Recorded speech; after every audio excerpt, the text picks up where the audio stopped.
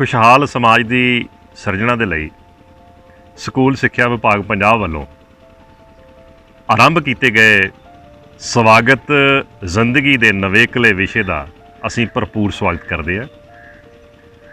इस जिंदगी दे विच अनेकां समस्यावां हैं और इस जिंदगी दे विच एक खुशहाल समाज के लिए खुशहाल जीवन जाच के लिए नैतिक कदरां कीमतां का बहुत महत्व है। ये विषा स्वागत जिंदगी भी इन्हां नैतिक कदरां कीमतां नाल संबंधित है। इस विषय की एक खासियत है कि इस विषय नूं निरोल क्रिया केंद्रित प्रयोगिक अते विहारक बनाया गया। विद्यार्थी इस विषय नाल संबंधित जो पाठ हैं, जो साडे चैप्टर हैं, उन्हां कदरां कीमतां नूं अपनी विहारक जीवन जाच विच आप सिखेगा। जिहड़े विशा माहर इस विषय दे विच शामिल किए गए ने उन्हां ने बहुत ही सिरजनात्मक, बड़े खोज भरपूर अते बड़े तार्किक ढंग दे नाल इस विषय नूं प्रयोगिक बनाया है। सो इस विशा विशेष दे विच सब तो पहला सानू समझना पएगा कि ये विशा स्वागत जिंदगी सीधे तौर पर नैतिक कदरां कीमतां नाल संबंधित है। पंजाब भारत दा वो पहला सूबा है जिस विच लाजमी तौर पर प्री प्राइमरी तो लैके 12वीं जमात तक नैतिक कदरां कीमतां दा विशा लाया गया। क्यों लोड़ महसूस हुई इस विषय की? अज असी देखते हैं कि साडे समाज दे विच बहुत कुछ अजिहा हो रहा है जिस नूं सुधारन दी लोड़ है। बहुत सारी पढ़ाई हो गई, विद्यार्थी साडा मुकाबले की दौड़ च किते भी पिछे नहीं हैगा, पर इस पढ़ाई दे विच, इस मशीनी युग दे विच, इस पदार्थक दौड़ भज दे युग दे विच साडीआं नैतिक कदरां कीमतां किते ना किते पिछे रह रहीआं। रोल विहारक है, व्यक्ति दे विहार नाल संबंधित है, विहारक जीवन जाच नाल संबंधित है, सीधे तौर पर जुड़िया होया है। इस दे विच कोई इस तरह नहीं है कि अध्यापक ने जमात च इस नूं आम पाठ वांग पढ़ाउणा, विद्यार्थी ने पढ़ना ते प्रश्नां दे जवाब दे देने। इदां नहीं है। इस विषय नूं विद्यार्थी दे अंदरों जगाउणा है। ये विशा अजिहा विशा है जिहड़ा व्यक्ति दे ते विद्यार्थी दे विहार दे विचों पैदा होवेगा। इस विच विद्यार्थी दी शमूलीयत दे नाल सारा कुछ सिरे चढ़ना है। इस नूं पढ़ना नहीं है, विहार दे विच उसने गुड़ना है। इस विषय दे नाल एकमिक होना है, इस दीआं क्रियावां दे नाल एकमिक होना है। अध्यापक ने भी होना है, विद्यार्थी ने भी होना है, समाज ने भी होना है। उस चों सीखनी है ये जीवन जाच। ये विषय प्रयोगिक है। इस विषय दे विच प्रैक्टिकल्स हैं, प्रयोग हैं, और ये प्रयोग नैतिकता नाल संबंधित हैं। ये वो प्रयोग हैं जिहड़े समाज दे विच एक खुशहाल जीवन जाच नूं जन्म दिंदे हैं। ये सिद्धांतक नहीं है कि सिर्फ कोई सिद्धांत समझाया कि नैतिक कदरां कीमतां की हुंदियां हन, उस नूं पढ़िया ते आपां प्रश्नां दे जवाब देते। इदां नहीं है। सारा ही प्रयोगिक है, क्रिया केंद्रित है, क्रियावां हैं। हर पाठ दे विच एक तो वधेरे क्रियावां एक्टिविटीज़ नूं शामिल किया गया। वो सारियां एक्टिविटीज़ अजिहियां हन ਜਿਹੜੀਆਂ व्यक्ति दे विहार नाल संबंधित हैं, ਜਿਹੜੀਆਂ मनुख नूं सेध दिंदियां, जिन्हां नूं करन दे नाल उस जीवन जाच दे विचों असीं बहुत कुछ सीखना है और उस नूं सीख के अपने विहार दे विच अपनाउणा है। जिंदगी नूं जीउण दा तरीका सीखना है, खुशहाली दे राह ते तुरन दी जाच सीखनी है, नेकी दे राह ते चलण दा प्रण करना है और नेकी नूं अपने विहार विचों जगाउणा है। ये एक बहुत ही इनोवेटिव, खोज भरपूर और नवा विषय है, नवीआं क्रियावां वाला, जिस विच स्कूल सिक्ख्या विभाग पंजाब दे बहुत ही माहर विशा माहरां नूं लिया गया है। मनोविग्यानक सूझ रखण वाले माहिरां नूं शामिल किया गया है। सो इस करके इस नूं समझण दी लोड़ है, इस नूं विहार विचों जगाउण दी लोड़ महसूस करते हाँ। ਅਗਲੀ ਖਾਸੀਅਤ ਹੈ ਕਿ ਸਵਾਗਤ ਜ਼ਿੰਦਗੀ ਇੱਕ ਲਾਜ਼ਮੀ ਵਿਸ਼ਾ ਹੈ। ਲਾਜ਼ਮੀ ਵਿਸ਼ਾ ਹੈ। ਪ੍ਰੀ ਪ੍ਰਾਇਮਰੀ ਤੋਂ ਲੈ ਕੇ 12ਵੀਂ ਜਮਾਤ ਤੱਕ ਹਰ ਵਿਦਿਆਰਥੀ ਨੂੰ ਪੜ੍ਹਨਾ ਪੈਣਾ ਹੈ। ਸਰਕਾਰੀ ਸਕੂਲ ਵੀ ਸ਼ਾਮਲ ਹਨ, ਪ੍ਰਾਈਵੇਟ ਸਕੂਲ ਵੀ ਇਸ ਵਿੱਚ ਸ਼ਾਮਿਲ ਹਨ, ਏਡਡ ਸਕੂਲ ਵੀ ਸ਼ਾਮਿਲ ਹਨ, ਅਫੀਲੀਏਟਡ ਸਕੂਲ ਵੀ ਸ਼ਾਮਿਲ ਹਨ। ਹਰ ਵਿਦਿਆਰਥੀ ਨੇ ਪੜ੍ਹਨਾ ਹੈ। ਪ੍ਰੀ ਪ੍ਰਾਇਮਰੀ ਤੋਂ 12ਵੀਂ ਜਮਾਤ ਤੱਕ ਇਹ ਲਾਜ਼ਮੀ ਵਿਸ਼ਾ ਹੈ ਤੇ ਪੰਜਾਬ ਦੇ ਸਾਰੇ ਸਰਕਾਰੀ, ਏਡਡ, ਅਨਏਡਡ, ਮਾਨਤਾ ਪ੍ਰਾਪਤ, ਪ੍ਰਾਈਵੇਟ ਅਤੇ ਐਸੋਸੀਏਟਡ ਸਕੂਲਾਂ ਵਿੱਚ ਇਸ ਦੀ ਪੜ੍ਹਾਈ ਹੋਣੀ ਹੈ ਔਰ ਇਸੇ ਸਾਲ ਤੋਂ 2020-21 ਤੋਂ ਹੀ ਇਹ ਸ਼ੁਰੂ ਹੋ ਚੁੱਕਾ ਹੈ। ਸਕੂਲ ਮੁਖੀ ਆਪਣੀ ਪੱਧਰ ਤੇ ਕਿਸੇ ਵੀ ਅਧਿਆਪਕ ਨੂੰ ਇਹ ਜ਼ਿੰਮੇਵਾਰੀ ਦੇ ਸਕਦੇ ਹਨ ਕਿਉਂਕਿ ਇਹਨਾਂ ਨੈਤਿਕ ਮੁੱਲਾਂ ਦਾ ਸੰਬੰਧ ਸਾਰਿਆਂ ਦੇ ਨਾਲ ਹੀ ਹੈ ਔਰ ਹਰ ਅਧਿਆਪਕ ਪੜ੍ਹਾਉਣ ਦੇ ਸਮਰੱਥ ਹੈ, ਸਮਝਾਉਣ ਦੇ ਸਮਰੱਥ ਹੈ, ਵਿਹਾਰ ਦੇ ਵਿੱਚੋਂ ਇਸ ਨੂੰ ਜਗਾਉਣ ਦੇ ਸਮਰੱਥ ਹੈ ਕਿਉਂਕਿ ਹਰ ਅਧਿਆਪਕ ਦੀ ਜੀਵਨ ਜਾਂਚ ਦਾ ਵੀ ਹਿੱਸਾ ਹਨ ਇਹ ਨੈਤਿਕ ਮੁੱਲ। ਸਕੂਲ ਪੱਧਰ ਤੇ ਫੈਸਲਾ ਕੀਤਾ ਜਾਣਾ ਹੈ ਕਿਸ ਅਧਿਆਪਕ ਨੂੰ ਇਹ ਜ਼ਿੰਮੇਵਾਰੀ ਦੇਣੀ ਹੈ। ਸਕੂਲ ਮੁਖੀ ਨੇ ਇਹ ਜ਼ਿੰਮੇਵਾਰੀ ਦੇਣੀ ਹੈ। ਹਰੇਕ ਜਮਾਤ ਦਾ ਹਰੇਕ ਹਫ਼ਤੇ ਵਿੱਚ ਇੱਕ ਪੀਰੀਅਡ ਹੋਣਾ ਹੈ।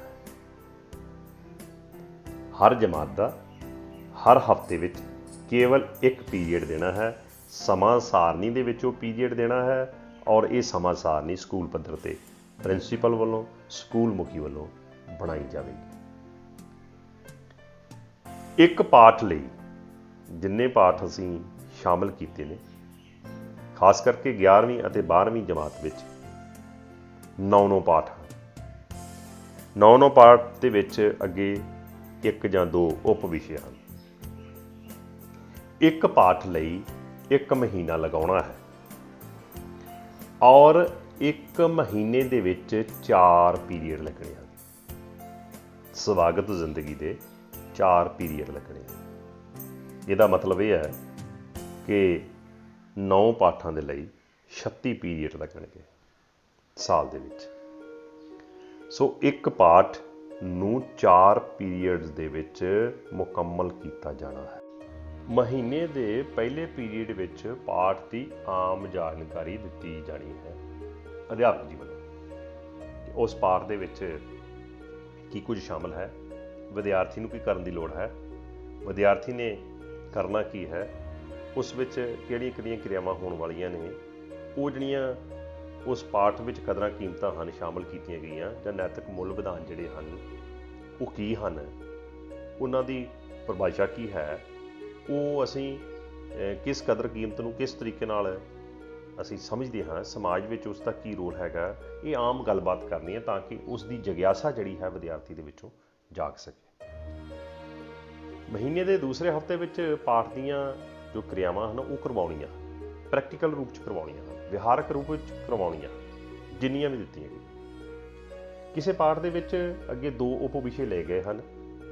ਅਧਿਆਪਕ ਆਪਣੀ ਵਿਸ਼ੇ ਦੀ ਲੋੜ ਅਨੁਸਾਰ ਦੋਨਾਂ ਦੇ ਵਿੱਚੋਂ ਕੋਈ ਇੱਕ ਵੀ ਚੁਣ ਸਕਦਾ ਹੈ ਤੇ ਦੋਨੋਂ ਵੀ ਕਰਵਾ ਸਕਦਾ ਔਰ ਉਸ ਪਾਠ ਦੇ ਵਿੱਚ ਜਿੰਨੀਆਂ ਕਿਰਿਆਵਾਂ ਸ਼ਾਮਲ ਕੀਤੀਆਂ ਗਈਆਂ ਨੇ ਉਹ ਉਸ ਦੂਸਰੇ ਪੀਰੀਅਡ ਦੇ ਵਿੱਚ ਕਰਵਾਉਣੀਆਂ ਔਰ ਇਹ ਕਿਰਿਆਵਾਂ ਪ੍ਰੈਕਟੀਕਲ ਵਿਹਾਰਕ ਹਨ, ਵਿਦਿਆਰਥੀ ਦੀ ਸ਼ਮੂਲੀਅਤ ਦੇ ਨਾਲ ਹੋਣੀਆਂ।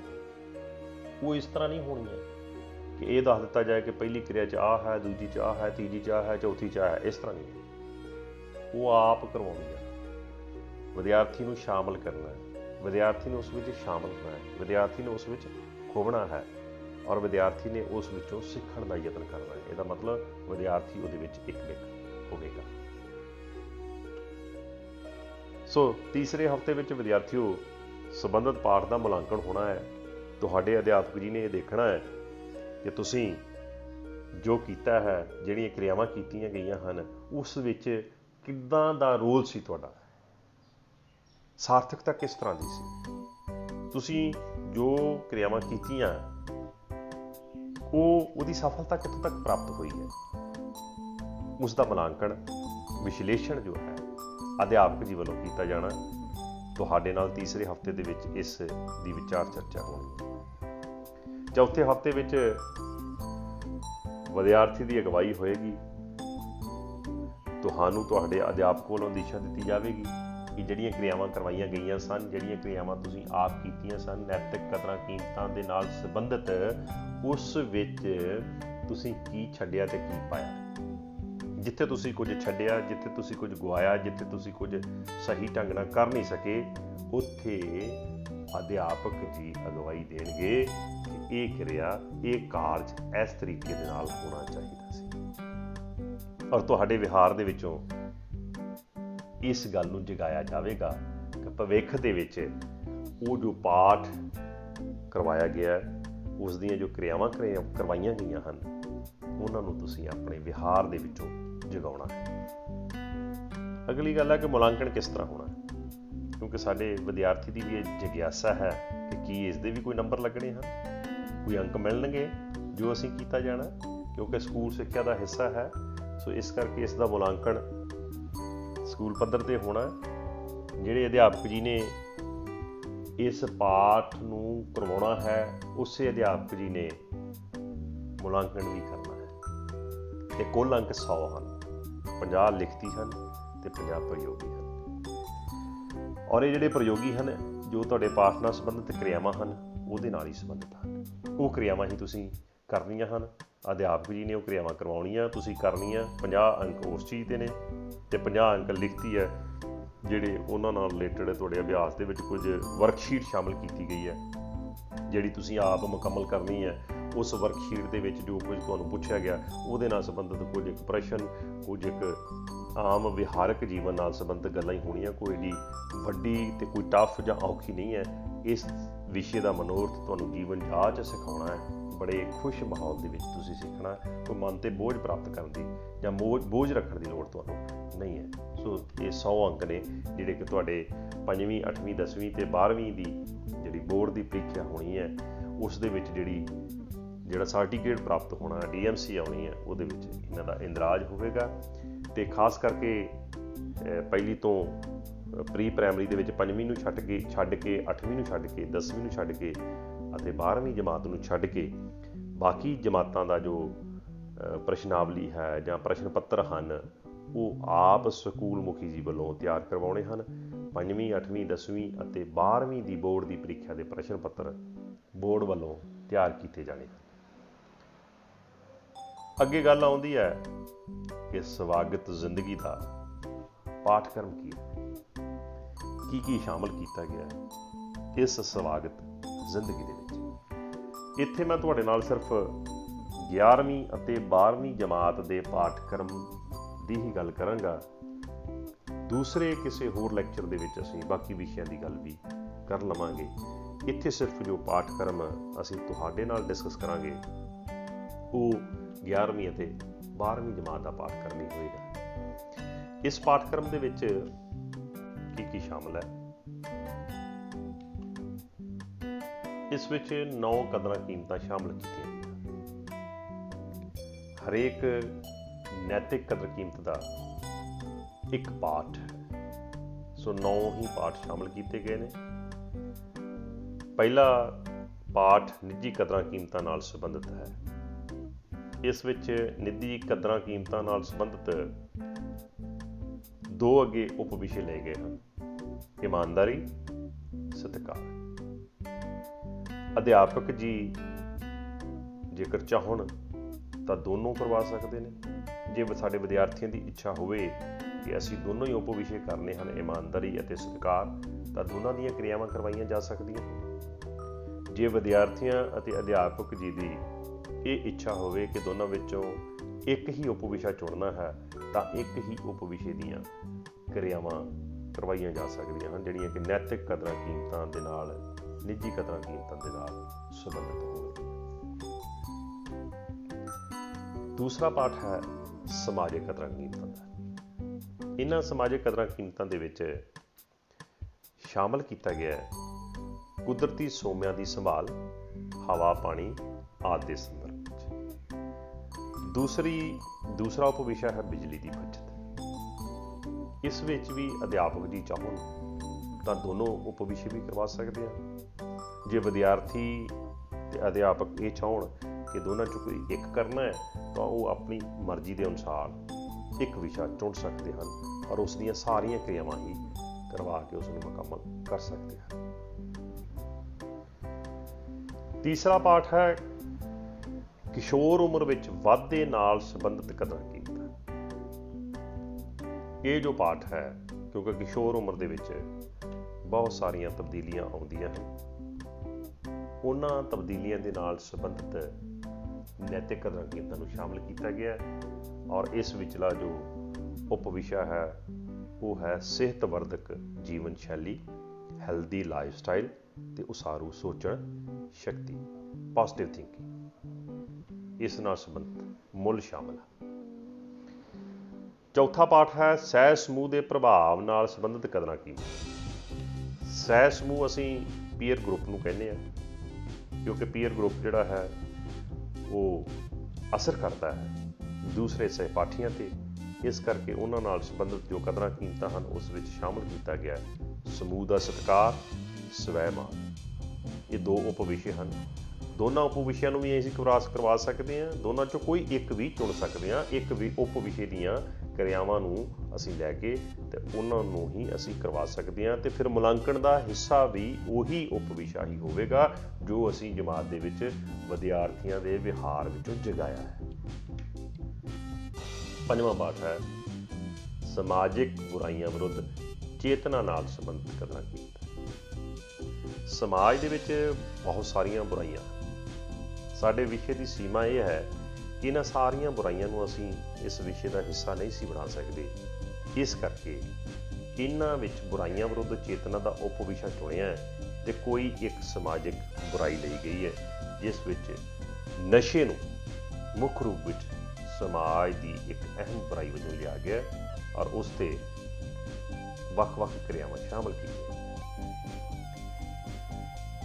ਛੇਵਾਂ ਪਾਠ ਸਿਹਤਵਰਧਕ ਕਿਸ਼ੋਰ ਉਮਰ ਨਾਲ ਸੰਬੰਧਿਤ ਕਦਰਾਂ ਕੀਮਤਾਂ ਨਾਲ ਸੰਬੰਧਿਤ ਹੈ। ਹੈਲਦੀ ਅਡੋਲਸੈਂਸ ਏਜ ਨਾਲ ਸੰਬੰਧਿਤ ਜੋ ਕਦਰਾਂ ਕੀਮਤਾਂ ਹਨ ਉਸ ਨਾਲ ਸੰਬੰਧਿਤ ਹੈ ਔਰ ਇਸ ਉਮਰ ਦੇ ਵਿੱਚ ਸੇਵਾ ਭਾਵਨਾ ਦੀ ਜੋ ਮੁੱਖ ਭਾਵਨਾ ਹੈ ਉਸ ਨੂੰ ਜਗਾਉਣ ਦੀ ਲੋੜ ਹੈ, ਉਸ ਨਾਲ ਸੰਬੰਧਿਤ ਉਪ ਵਿਸ਼ਾ ਹੈ। ਦੂਸਰਾ ਉਪ ਵਿਸ਼ਾ ਹੈ ਰਿਸ਼ਤਿਆਂ ਦੀ ਸੋਝੀ, ਕਿ ਰਿਸ਼ਤਿਆਂ ਦਾ ਸਤਿਕਾਰ ਕਰ ਸਕੀਏ, ਮਾਂ ਬਾਪ, ਭੈਣ ਭਰਾ, ਬਜ਼ੁਰਗ, ਸਮਾਜ ਦੇ ਹੋਰ ਰਿਸ਼ਤੇ ਜਿਹੜੇ ਨੇ ਉਹਨਾਂ ਦੀ ਕਦਰ ਕਰ ਸਕੀਏ। ਦੋਨਾਂ ਉਪ ਵਿਸ਼ਿਆਂ ਵਿੱਚੋਂ ਕੋਈ ਇੱਕ ਵੀ ਕਰਵਾਇਆ ਜਾ ਸਕਦਾ ਹੈ। ਵਿਦਿਆਰਥੀਆਂ ਦੀ ਇੱਛਾ ਹੋਵੇ, ਅਧਿਆਪਕਾਂ ਦੀ ਇੱਛਾ ਹੋਵੇ, ਦੋਨੋਂ ਵੀ ਕਰਵਾਏ ਜਾ ਸਕਦੇ ਹਨ। ਜੇ ਇੱਕ ਕਰਵਾਇਆ ਤਾਂ ਮੁਲਾਂਕਣ ਵੀ ਉਸ ਇੱਕ ਵਿੱਚੋਂ ਹੀ ਹੋਵੇਗਾ। ਸੱਤਵਾਂ ਪਾਠ ਹੈ ਜੀ ਲਿੰਗਕ ਸੰਵੇਦਨਸ਼ੀਲਤਾ ਨਾਲ ਸੰਬੰਧਿਤ ਕਦਰਾਂ ਕੀਮਤਾਂ। ਲਿੰਗਕ ਸੰਵੇਦਨਸ਼ੀਲਤਾ ਨਾਲ ਸੰਬੰਧਿਤ ਕਦਰਾਂ ਕੀਮਤਾਂ ਦਾ ਇਹ ਜੋ ਪਾਠ ਹੈ, ਇਸ ਵਿੱਚ ਇਹ ਧਿਆਨ ਰੱਖਿਆ ਗਿਆ ਕਿ ਲੜਕੇ ਲੜਕੀ ਦਾ ਜੋ ਪਾੜਾ ਹੈ, ਔਰਤ ਮਰਦ ਦਾ ਜੋ ਪਾੜਾ ਹੈ ਉਹ ਸਮਾਜ ਚੋਂ ਘੱਟ ਸਕੇ। ਦੋ ਉਪ ਵਿਸ਼ੇ ਲਏ ਗਏ ਨੇ, ਲਿੰਗਕ ਸਮਾਨਤਾ ਤੇ ਉਸ ਦੇ ਨਾਲ ਦੂਸਰਾ ਹੈ ਲਿੰਗਕ ਬਦਸਲੂਕੀ ਦੀ ਰੋਕਥਾਮ। ਇਹ ਦੋ ਉਪ ਵਿਸ਼ੇ ਹਨ। ਅੱਠਵਾਂ ਪਾਠ ਹੈ ਫੈਸਲਾ ਲੈਣ ਦੀ ਸਮਰੱਥਾ ਨਾਲ ਸੰਬੰਧਿਤ ਕਦਰਾਂ ਕੀਮਤਾਂ। ਡਿਸੀਜਨ ਕਿਵੇਂ ਲੈਣਾ, ਦਾ ਐਬਿਲਿਟੀ ਆਫ ਡਿਸੀਜਨ ਮੇਕਿੰਗ, ਇਸ ਨਾਲ ਸੰਬੰਧਿਤ ਕਦਰਾਂ ਕੀਮਤਾਂ ਨੂੰ ਸ਼ਾਮਲ ਕੀਤਾ ਗਿਆ ਔਰ ਇਸ ਵਿੱਚ ਉਪ ਵਿਸ਼ਾ ਲਿਆ ਗਿਆ ਸਕਾਰਾਤਮਕ ਸੋਚ ਅਤੇ ਤਰਕ ਆਧਾਰਿਤ ਵਿਹਾਰ, ਲੌਜੀਕਲ ਬਿਹੇਵੀਅਰ, ਪੋਜ਼ਿਟਿਵ ਥਿੰਕਿੰਗ। ਨੌਵਾਂ ਪਾਠ ਹੈ ਜੀਵਨ ਵਿੱਚ ਹੁਨਰ ਦੀ ਚੋਣ ਅਤੇ ਇਸ ਦੀ ਸਾਰਥਕ ਵਰਤੋਂ। ਲਾਈਫ ਸਕਿੱਲਸ ਦੀ ਜੋ ਵਰਤੋਂ ਹੈ ਉਹ ਸਹੀ ਹੋਣੀ ਚਾਹੀਦੀ ਹੈ। ਇਸ ਵਿੱਚ ਉਪ ਵਿਸ਼ਾ ਪ੍ਰਿੰਟ ਤੇ ਇਲੈਕਟ੍ਰੋਨਿਕ ਮੀਡੀਆ, ਟੀਵੀ, ਗੀਤਾਂ, ਫਿਲਮਾਂ ਆਦਿ ਦੀ ਸਹੀ ਵਰਤੋਂ ਤੇ ਸਵੈ ਚੇਤਨਾ ਨਾਲ ਸੰਬੰਧਿਤ ਹੈ ਕਿ ਅੱਜ ਦੇ ਦੌਰ ਦੇ ਵਿੱਚ ਪ੍ਰਿੰਟ ਤੇ ਇਲੈਕਟ੍ਰੋਨਿਕ ਮੀਡੀਆ ਸਮਾਜ ਦੀ ਰੀੜ੍ਹ ਦੀ ਹੱਡੀ ਵਾਂਗ ਹੈ। ਟੀਵੀ ਹਨ, ਗੀਤ ਹਨ, ਫਿਲਮਾਂ, ਇਹਨਾਂ 'ਚੋਂ ਸਹੀ ਦੀ ਚੋਣ ਕਰਨੀ ਹੈ ਵਿਦਿਆਰਥੀ ਨੂੰ। ਬਹੁਤ ਕੁਝ ਦੇਖਣ ਨੂੰ ਆ ਰਿਹਾ, ਉਸ ਦੀ ਸਹੀ ਵਰਤੋਂ ਕਿਵੇਂ ਕਰਨੀ ਹੈ, ਉਸ ਦੀ ਸਵੈ ਚੇਤਨਾ ਆਪ ਚੇਤਨ ਹੋਣ ਦੀ ਲੋੜ ਹੈ ਕਿ ਇਹਦੇ ਵਿੱਚੋਂ ਚੰਗਾ ਅਸੀਂ ਕੀ ਚੁਣਨਾ ਹੈ ਜਿਹੜਾ ਕਿ ਸਾਡੇ ਭਵਿੱਖ ਦੇ ਲਈ ਵਧੀਆ ਹੈ। ਤੇ ਜੇ ਕੁਝ ਮਾੜਾ ਦੇਖਿਆ ਜਾ ਰਿਹਾ, ਸੁਣਿਆ ਜਾ ਰਿਹਾ ਤਾਂ ਉਸ ਨੂੰ ਅਸੀਂ ਆਪ ਹੀ ਇੰਨੇ ਕੁ ਚੇਤਨ ਹੋਣਾ ਹੈ ਕਿ ਆਪਣੀ ਜ਼ਿੰਦਗੀ ਦੇ ਵਿੱਚੋਂ ਦੂਰ ਰੱਖ ਸਕੀਏ ਤੇ ਇਸ ਦੀ ਸਹੀ ਵਰਤੋਂ ਕਰ ਸਕੀਏ।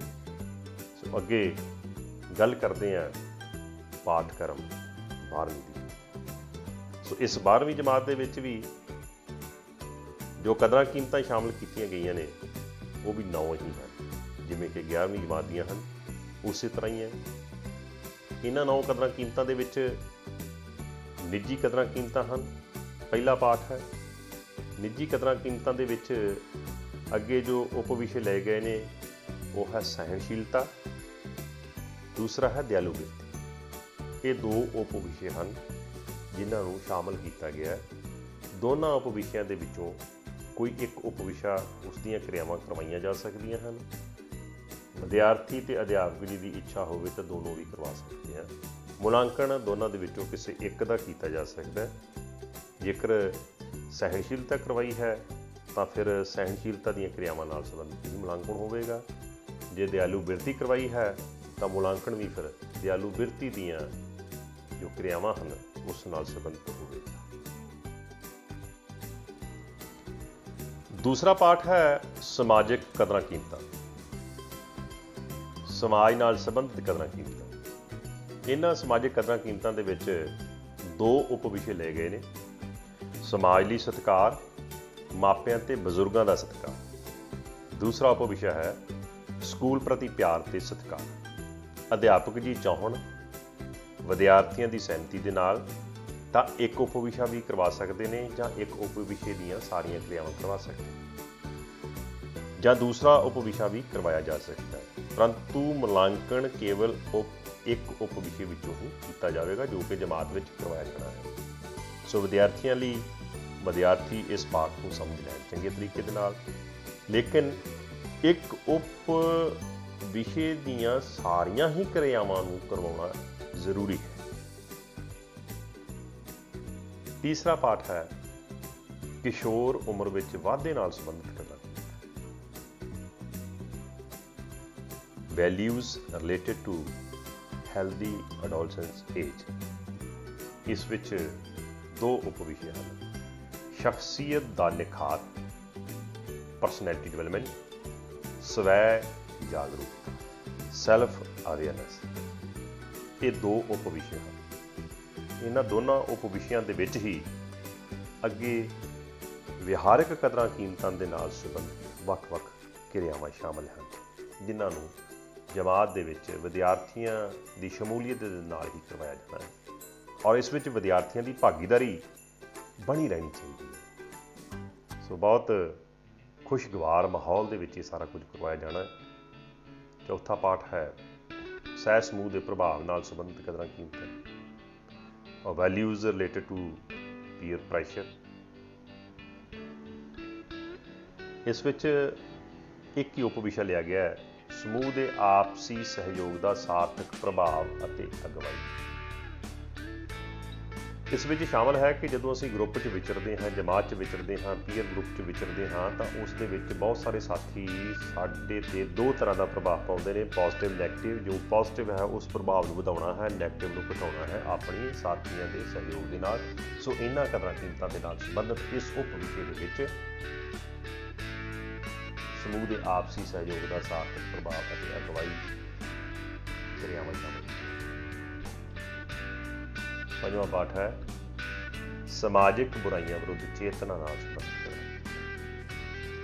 ਇੱਥੇ ਇਸ ਪਾਠ ਦੇ ਵਿੱਚ ਜ਼ਿਆਦਾ ਜੋ ਅਸੀਂ ਫੋਕਸ ਕੀਤਾ ਹੈ ਉਹ ਸਮਾਜ ਸੁਧਾਰ ਦੇ ਕੀਤਾ ਹੈ ਕਿ ਨਸ਼ੇ ਅਤੇ ਬੁਰੀ ਸੰਗਤ ਦਾ ਤਿਆਗ ਕਰਕੇ ਸਮਾਜ ਦਾ ਸੁਧਾਰ ਕਰਨਾ ਹੈ।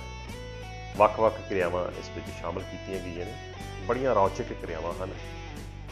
ਵਿਦਿਆਰਥੀਓ ਤੁਸੀਂ ਖੁੱਭ ਕੇ ਉਹਨਾਂ ਨੂੰ ਕਰਨਾ ਹੈ, ਖੁੱਭ ਕੇ ਸ਼ਾਮਿਲ ਹੋਣਾ ਹੈ ਤਾਂ ਕਿ ਇੱਕ ਚੰਗੇ ਸਮਾਜ ਦੀ ਉਸਾਰੀ ਅਸੀਂ ਰਲ ਕੇ ਕਰ ਸਕੀਏ। 6ਵਾਂ ਪਾਠ ਹੈ ਸਿਹਤ ਵਰਧਕ ਕਿਸ਼ੋਰ ਉਮਰ ਨਾਲ ਸੰਬੰਧਿਤ ਕਦਰਾਂ ਕੀਮਤਾਂ, ਹੈਲਦੀ ਅਡੋਲਸੈਂਸ ਏਜ ਨਾਲ ਸੰਬੰਧਿਤ ਵੈਲਿਊਜ਼, ਮੋਰਲ ਵੈਲਿਊਜ਼। ਇਸ ਵਿੱਚ ਇੱਕ ਉਪ ਵਿਸ਼ਾ ਹੈ ਗੁੱਸੇ ਤਣਾਅ ਨੂੰ ਦੂਰ ਕਰਨ ਦੀ ਸਮਝ ਅਤੇ ਖੁਸ਼ਹਾਲ ਜੀਵਨ। ਜਿਹੜਾ ਵਿਅਕਤੀ ਗੁੱਸੇ ਤੇ ਕਾਬੂ ਪਾਉਣਾ ਸਿੱਖ ਲੈਂਦਾ ਹੈ, ਜ਼ਿੰਦਗੀ ਦੀਆਂ, ਸਮਾਜ ਦੀਆਂ ਬਹੁਤ ਵੱਡੀਆਂ ਵੱਡੀਆਂ ਸਮੱਸਿਆਵਾਂ ਦਾ ਉਹ ਹੱਲ ਲੱਭ ਲੈਂਦਾ ਹੈ, ਮਨ ਦੀ ਸ਼ਾਂਤੀ ਨੂੰ ਵਾਪਸ ਲੈ ਆਉਂਦਾ ਹੈ ਤੇ ਜੀਵਨ ਆਪਣੇ ਆਪ ਹੀ ਖੁਸ਼ਹਾਲ ਹੋ ਜਾਂਦਾ ਹੈ। ਸੋ ਇਸੇ ਉਪਵਿਸ਼ੇ ਨਾਲ ਸੰਬੰਧਿਤ ਅਜਿਹੀਆਂ ਹੀ ਕੁਝ ਕਿਰਿਆਵਾਂ ਇਸ ਵਿੱਚ ਕਰਵਾਈਆਂ ਜਾਂਦੀਆਂ। ਤੁਸੀਂ ਸ਼ਾਮਲ ਹੋਣਾ ਹੈ ਔਰ ਜੀਵਨ ਨੂੰ ਇੱਕ ਸੇਧ ਦੇਣੀ। 7ਵਾਂ ਪਾਠ ਹੈ ਲਿੰਗਕ ਸੰਵੇਦਨਸ਼ੀਲਤਾ ਨਾਲ ਸੰਬੰਧਿਤ ਕਰਨਾ। ਇਸ ਵਿੱਚ ਜੋ ਲਿੰਗਕ ਭੇਦਭਾਵ ਹੈ ਉਸ ਤੋਂ ਉੱਪਰ ਉੱਠਣ ਦੀ ਲੋੜ ਹੈ। ਲਿੰਗਕ ਸਮਾਨਤਾ ਦੀ ਗੱਲ ਕਰਨ ਦੀ ਲੋੜ ਹੈ। ਔਰਤ ਮਰਦ, ਕੁੜੀ ਮੁੰਡਾ, ਲੜਕੀ ਲੜਕਾ, ਇੱਕ ਇਹਨਾਂ ਦੇ ਨਾਲ ਪੱਖਪਾਤੀ ਵਿਹਾਰ ਨਹੀਂ ਹੋਣਾ ਚਾਹੀਦਾ। ਮਾਨਵਤਾ ਭਰਿਆ, ਹਮਦਰਦੀ ਦੀ ਭਾਵਨਾ ਵਾਲਾ, ਜ਼ਿੰਮੇਵਾਰ ਵਿਹਾਰ ਹੋਣਾ ਚਾਹੀਦਾ ਹੈ। ਸੋ ਇਸੇ ਕਰਕੇ ਇਹ ਉਪਵਿਸ਼ਾ ਜਾਂ ਇਸ ਉਪਵਿਸ਼ੇ ਵਿੱਚ ਅਜਿਹੀਆਂ ਹੀ ਕਿਰਿਆਵਾਂ ਨੂੰ ਸ਼ਾਮਲ ਕੀਤਾ ਗਿਆ ਹੈ। ਮਾਨਵਤਾ ਅਤੇ ਹਮਦਰਦੀ ਦੀ ਭਾਵਨਾ ਵਾਲੀ ਜ਼ਿੰਮੇਵਾਰ ਜੀਵਨ ਸ਼ੈਲੀ। 8ਵਾਂ ਹੈ ਫੈਸਲਾ ਲੈਣ ਦੀ ਸਮਰੱਥਾ ਨਾਲ ਸੰਬੰਧਿਤ ਕਦਰਾਂ ਕੀਮਤਾਂ। Ability related to decision making. ਜ਼ਿੰਦਗੀ 'ਚ ਬੜੇ ਵੱਡੇ ਫੈਸਲੇ ਕਰਦੇ ਹਾਂ। ਫੈਸਲਾ ਯੋਗ ਹੋਵੇ।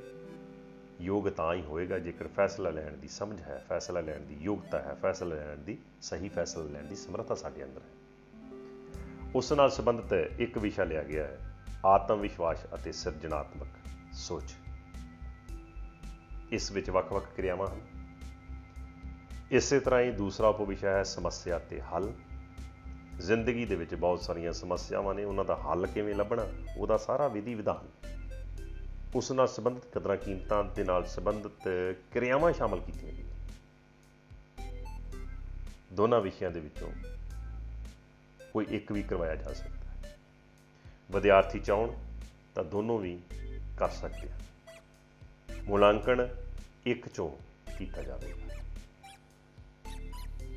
ਅਗਲਾ ਅਖੀਰਲਾ ਪਾਠ ਹੈ ਜੀਵਨ ਵਿੱਚ ਹੁਨਰ ਦੀ ਚੋਣ ਅਤੇ ਸਾਰਥਕ ਵਰਤੋਂ। ਬਹੁਤ ਸਾਰੇ ਸਕਿੱਲਸ ਹਨ। ਲਾਈਫ ਸਕਿੱਲਸ ਦੀ ਗੱਲ ਹੋਣੀ ਹੈ ਇਸ ਵਿੱਚ। ਲਾਈਫ ਸਕਿੱਲਸ ਦੇ ਵਿੱਚੋਂ ਇੱਕ ਜੋ ਮੁੱਖ ਉਪਵਿਸ਼ਾ ਹੈ ਅਸੀਂ ਉਹ ਚੁਣਿਆ ਇਹਦੇ ਵਿੱਚ ਸੋਸ਼ਲ ਮੀਡੀਆ, ਮੋਬਾਈਲ, ਇੰਟਰਨੈਟ, ਸਹੀ ਵਰਤੋਂ ਅਤੇ ਸਹੀ ਚੋਣ। ਅੱਜ ਦਾ ਦੌਰ ਸੋਸ਼ਲ ਮੀਡੀਆ ਦਾ ਦੌਰ ਹੈ। ਮੋਬਾਈਲ ਦੀ ਵਰਤੋਂ ਬਹੁਤ ਹੋ ਰਹੀ ਹੈ। ਹੱਥਾਂ ਦੇ ਵਿੱਚ ਜਿੱਧਰ ਦੇਖੋ ਮੋਬਾਈਲ ਹਨ।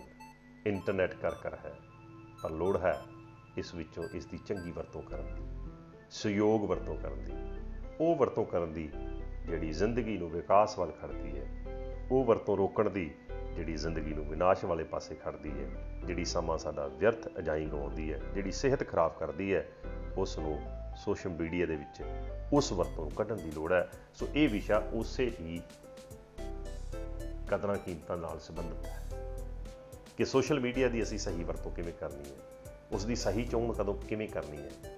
ਜੇ ਕੁਝ ਉਸ ਵਿੱਚ ਗਲਤ ਪਰੋਸਿਆ ਜਾ ਰਿਹਾ ਤਾਂ ਉਸ ਨੂੰ ਸਮਝ ਕੇ ਅਸੀਂ ਆਪਣੇ ਜੀਵਨ ਦੇ ਵਿੱਚੋਂ ਦੂਰ ਕਿਵੇਂ ਰੱਖਣਾ ਹੈ, ਉਸ ਦੇ ਮਾੜੇ ਪ੍ਰਭਾਵ ਤੋਂ ਬਚਣਾ ਕਿਵੇਂ ਹੈ, ਚੰਗੇ ਪ੍ਰਭਾਵ ਨੂੰ ਅੱਗੇ ਕਿਵੇਂ ਲੈ ਕੇ ਜਾਣਾ ਹੈ, ਉਸ ਦੀ ਸਹੀ ਵਰਤੋਂ ਕਰਕੇ ਆਪਣੀ ਜ਼ਿੰਦਗੀ ਨੂੰ ਤਰੱਕੀਆਂ ਤੱਕ ਕਿਵੇਂ ਖੜਨਾ ਹੈ, ਇਸ ਵਿਸ਼ੇ ਦੇ ਵਿੱਚ ਸ਼ਾਮਲ ਕੀਤਾ ਗਿਆ ਹੈ।